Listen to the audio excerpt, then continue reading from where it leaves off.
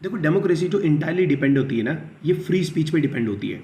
अब मैं एक्सप्लेन करता हूँ कैसे। देखो, अगर जैसे कोई भी एक आइडिया है, उस आइडिया की वर्थ इसी बात पे छुपी होती है कि वो आइडिया कितने सारे क्रिटिसिज्म, कितने सारे नेगेटिविटी को झेल के आगे निकला है। ठीक है। अब जैसे हम कार्ल मार्क्स, एडम स्मिथ, इतनी सारी थ्योरीज पढ़ते हैं। ये ऐसा नहीं है कि एडम स्मिथ ने कोई थ्योरी लिखी, बोल दी और हमने उसे किताब में छाप दिया और सबको पढ़ाने लग गए। ये नहीं, ऐसा नहीं है। एडम स्मिथ ने कोई थ्योरी दी होगी, उस थ्योरी को बहुत सारे ब्राइट माइंड्स ने क्रिटिसाइज किया होगा, उस पर कुछ नेगेटिव वो कमेंट्स दिए होंगे, और वो जो थ्योरी है वो फिर भी वो सारे कमेंट्स को, वो सारे चैलेंजेस को पार करके बाहर आई और उसके बाद उसको बुक में छापा गया ताकि ये और को भी बताया जा सके। ठीक है। और उसी के बेस पे काफ़ी कंट्रीज चल भी रही हैं। ठीक है। अब दूसरी ये चीज़ होती है कि एक तो आइडिया की वर्थ हो गई। सेकंड आता है कि जैसे फ्री स्पीच की वजह से क्या होता है, जो आपकी सोसाइटी है ना, सोसाइटी के अंदर मल्टीपल ओपिनियंस एग्जिस्ट करते हैं। ठीक है। अब इन ओपिनियंस के बेस पे जो डेमो होती है, मतलब जो जनता है, वो वोट करती है। ठीक है। जो उनको जो ओपिनियन सुटेबल लगता है उसके बेस पे वोट कर देती है, और उसकी वजह से हम ये सोचते हैं कि एक बढ़िया लीडर मतलब ऊपर आएगा।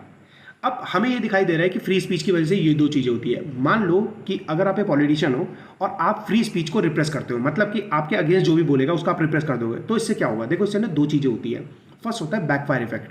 बैकफायर इफेक्ट का मतलब ये है कि अगर आप किसी ओपिनियन को रिप्रेस कर रहे हो, इसका मीनिंग नहीं ये नहीं है कि वो ओपिनियन चला जाएगा। वो ओपिनियन किसी ना किसी फॉर्म में वापस जरूर आएगा, मे बी किसी एग्रेसिव फॉर्म में। ठीक है। और दूसरी चीज़ ये होती है कि जहाँ पर भी किसी आइडिया को दबाने की कोशिश करी जाती है ना, वहाँ पर आप देखोगे रेवोल्यूशन, ऐसे टाइप की चीज़ें बहुत ज़्यादा आती है। क्यों?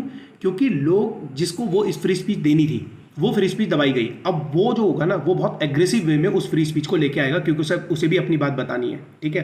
तो सोसाइटी में एग्रेशन बहुत ज़्यादा बढ़ता है। ठीक है। माइकल स्पेक्टर की एक बुक है जिसका नाम है डिनाइलिज्म। उसमें उन्होंने ना ये बात बहुत अच्छी लिखी है।